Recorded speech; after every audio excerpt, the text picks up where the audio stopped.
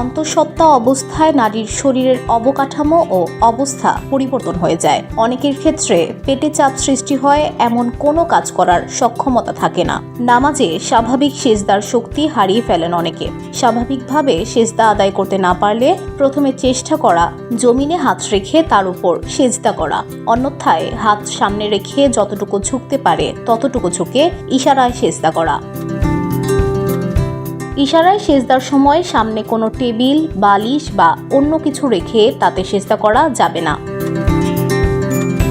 হযরত জাবের ইবনে আব্দুল্লাহ রাদিয়াল্লাহু থেকে বর্ণিত, তিনি বলেন, রাসূল সাল্লাল্লাহু আলাইহি সাল্লাম একজন রোগী দেখতে গেলেন। তিনি তাকে একটি বালিশের উপর সেজদা করতে দেখলেন। তিনি তা নিয়ে সরিয়ে রাখেন।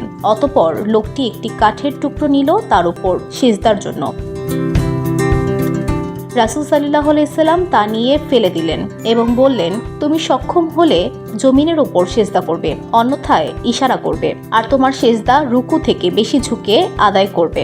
গর্ভবতী নারী অসুস্থ ব্যক্তির মতো নামাজ আদায় করবে, অর্থাৎ শক্তি ও সামর্থ্য অনুযায়ী একাধিক বিকল্পের কোনো একটি গ্রহণ করবে।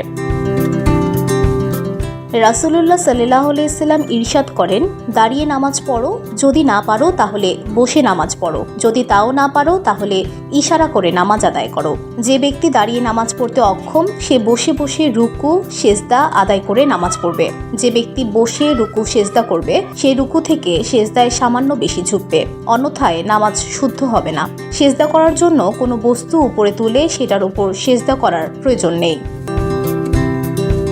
কেউ যদি অসুস্থতার কারণে বসে নামাজ পড়তে অপারগ হয় তাহলে সে শুয়ে ইশারার মাধ্যমে নামাজ পড়বে। তার পা কেবলার দিকে করে শোয়াতে হবে।